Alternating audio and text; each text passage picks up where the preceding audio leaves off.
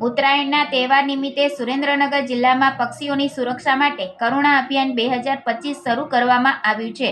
One વિભાગ, પશુપાલન વિભાગ અને સ્વૈચ્છિક સંસ્થાઓના સંયુક્ત પ્રયાસોથી આ અભિયાન અંતર્ગત ઘાયલ પક્ષીઓની સારવાર માટે જિલ્લામાં વિશેષ કેન્દ્રો સ્થાપવામાં આવ્યા છે.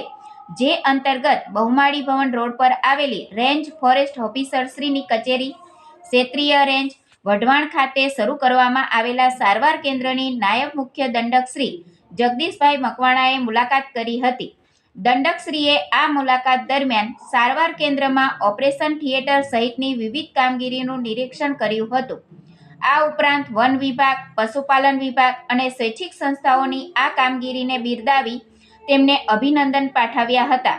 વધુમાં તેમણે જિલ્લાવાસીઓને પતંગની દોરીથી ઘવાયેલા પશુ પક્ષીઓને નજીકના સારવાર કેન્દ્ર પર પહોંચાડવા અનુરોધ કર્યો હતો.